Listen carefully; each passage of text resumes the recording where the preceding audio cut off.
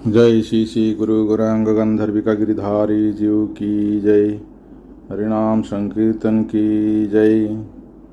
श्रीमद् भगवत guitar सांख्य যোগের 12 নম্বর শ্লোক আজকে আমরা পড়তে যাচ্ছি। নত্তে বাহম জাতু নাশম নত্বং নেমে জনাধিপাহ ন চৈব ন ভবিষ্যামহ সর্বে বয়মতঃ পরম। ভগবান শ্রীকৃষ্ণ অর্জুনকে বলছেন,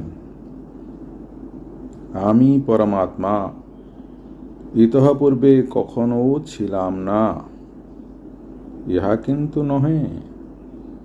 তুমি অর্জুন কখনো ছিলে না, ইহা নহে। এই নরপতিগণ জনাধিপাহা কখনো ছিলেন না, ইহা নয়। ইহার পর আমি, তুমি বা এই নরপতিগণ আমরা সকলে থাকিব না, তাহাও নয়। পরমাত্মা ও জীবাত্মা উভয়ই নিত্য, সুতরাং শোকাতীত।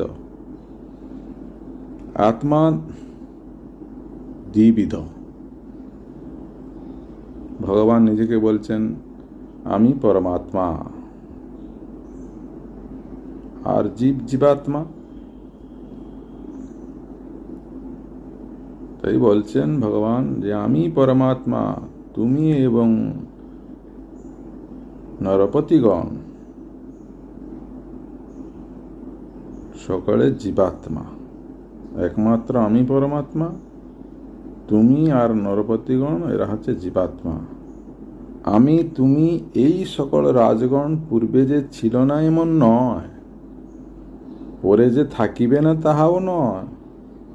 অর্থাৎ আমরা সকলেই এখন আছি, পূর্বেও ছিলাম এবং পরেও থাকিব। ভগবান শ্রীকৃষ্ণকে এই রকম ভাবে বুঝিয়ে দিচ্ছেন। যেরকম ভগবানের সত্তা আছে, জীব সমুহেরও সত্তা আছে। সেই জন্য আত্ম বিষয়ে শোক করা অনুচিত।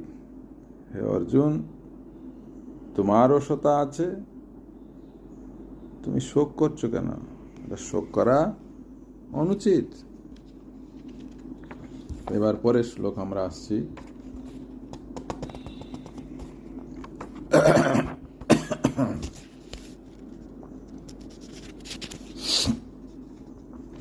তেরো নম্বর।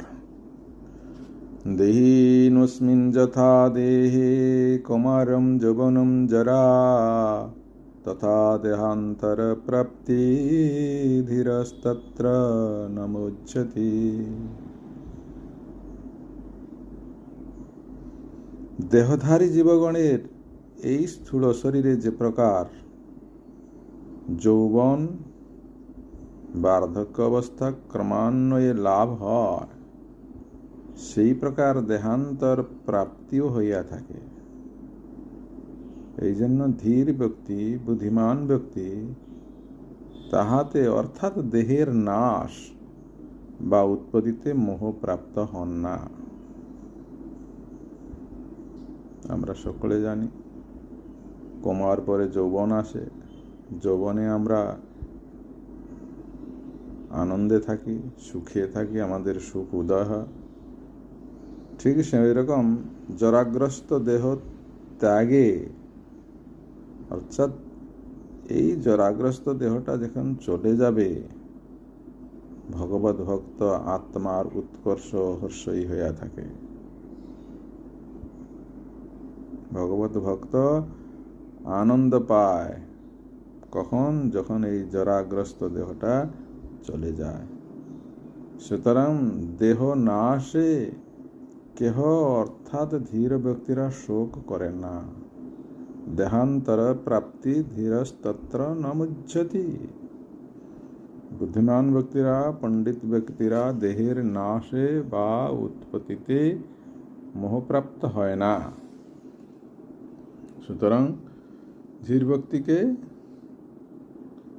না যে বুদ্ধিমান, যিনি দেহের স্বভাব ও জীবের কর্ম বিপাকের স্বরূপ জানেন, তাকে বলা হয় ধীর ব্যক্তি। তো অর্জুনকে এই কথা বলছেন ধীর ব্যক্তি হতে হবে। শুধু তা নয়, জগৎজীবকে শিক্ষা দিচ্ছেন আমাদের সকলকে ধীর হতে হবে। এইরকম মোহপ্রাপ্ত হলে হবে না। কারণ এইরকম আমাদের এই যে স্থূল শরীরটা আছে, এটা এরকম কৌমর, যৌবন, জরা, এরকম বার্ধক্য আসবে যাবে, এতে মুহ্যমান হলে হবে না। পরবর্তী শ্লোক। মাত্রা স্পর্শাস্তু কন্তেয় শীতোষ্ণ সুখ দুঃখদাহ আগমাপায়িনো নিত্যং স্তং স্থিতিক্ষস্ব ভারত। হে কুন্তি নন্দন অর্জুন, ইন্দ্রিয়বৃত্তি সমূহের বিষয় সংস্পর্শে শীত উষ্ণ সুখ দুঃখ দিয়া থাকে, তাহারা আগমাপায়ী। আগমাপায়ী মানে আসে যায়, ও অনিত্য। সুতরাং হে ভারত, তাহাদিগকে সহ্য কর। আগমাপায়ী আসে যায়। মাঘ মাসে জল দুঃখদ, কেন? ঠান্ডা লাগে। সেই জন্য এই বুদ্ধিতে শাস্ত্রবিহিত স্নানরূপ ধর্ম ত্যাগ করা যায় না। ধর্মই কালে সর্বানর্থ নিবৃত্ত করে। সুতরাং এইরূপ যে পুত্র ভাতৃবর্গ উৎপত্তিকাল এবং ধনাদি উপার্জনকালে সুখদ, তাহারাই মৃত্যুকালে দুঃখদ, আগমাপায়ী অনিত্য, সেগুলিও সহ্য করা। তো এইরকমভাবে শীত উষ্ণ সুখ দুঃখ যখন যা আসবে, এগুলোকে আগমাপায়ী মনে করে সহ্য করতে শিখতে হবে। এর থেকে আমরা এই শিক্ষা নিচ্ছি। পরবর্তী শ্লোক। জংহি ন ব্যথয়ন্তি তে পুরুষং পুরুষর্ষভ সম দুঃখ সুখম ধীরম সো অমৃতত্বয় কল্পতি। এখানে বললেন পুরুষর্ষভ, তার মানে পুরুষ শ্রেষ্ঠ। যে পুরুষ শীত উষ্ণাদির দ্বারা ব্যথিত না হন, সুখ দুঃখকে সমান জ্ঞান করেন, সেই ধীর ব্যক্তি অমৃতত্বে অর্থাৎ মুখ্যতে নীত হইবার যোগ্য। তার মানে তিনি নিশ্চয়ই মুখ্য লাভে অধিকারী। অমৃতত্বায় কল্পতে, অর্থাৎ মুখ্য লাভে অধিকারী। কে? না, যে পুরুষ শীত উষ্ণাদি দ্বারা ব্যথিত না হন, সুখ দুঃখকে সমান জ্ঞান করেন, সে অমৃতত্বায় কল্পতে, মুখ্য লাভের যোগ্য অধিকারী।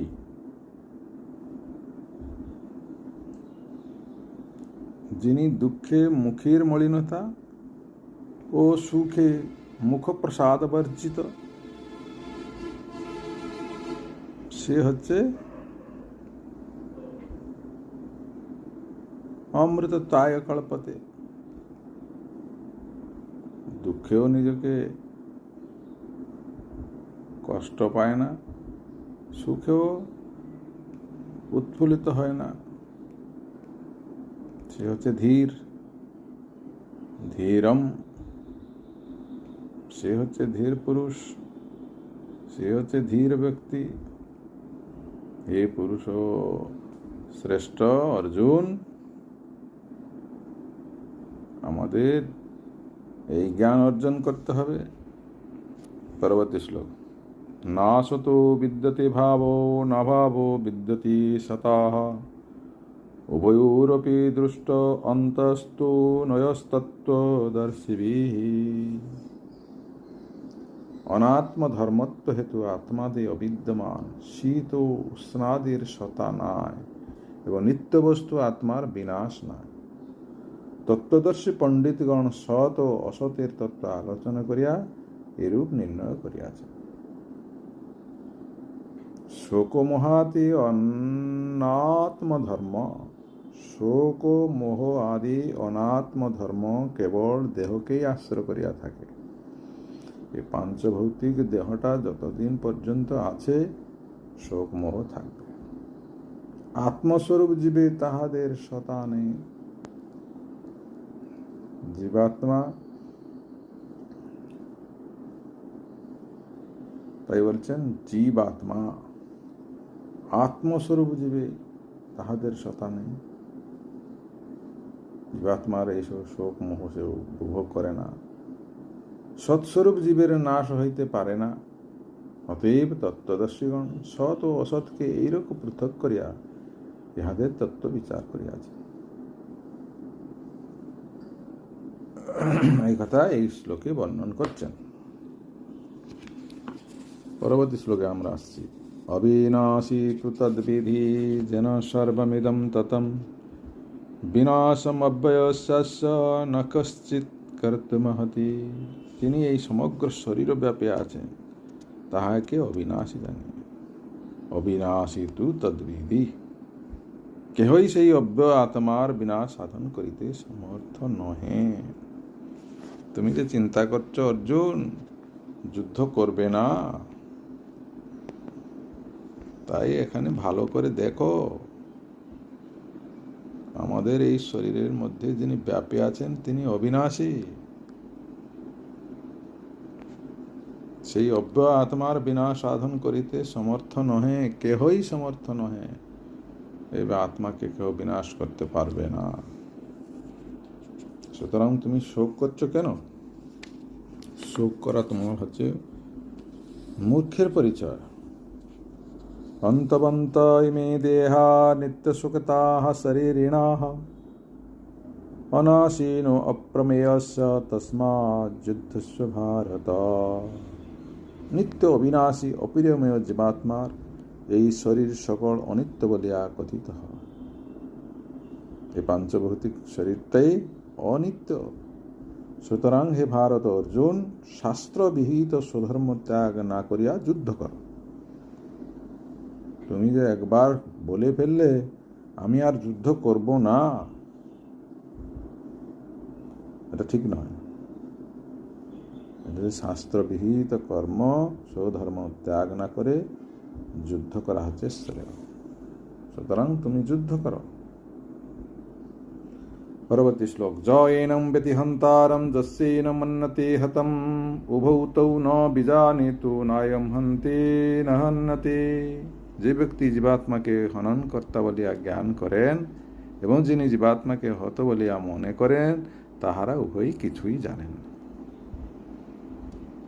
যেহেতু জীবাত্মা কাহাকেও হনন করেন না বা কাহার দ্বারা হত হন না, তাহলে আমরা যারা আমি আমি আমি আমি করছি, অর্জুনকে কি শিক্ষা দিচ্ছেন ভগবান? বললেন জীবাত্মাকে কেউ হনন করতে পারে না। হত বলিয়া মনে করেন যারা, তারা কিছুই জানে না, তারা একদম মূর্খ। জীবাত্মা কাহাকেও হননও করে না, কাহার দ্বারা হতও হন না। তারা কেন যুদ্ধ করবে না? কেন? তোমাকে যুদ্ধ করতেই হবে, না করার কোনো কথা না। আজকে এই পর্যন্ত থাক।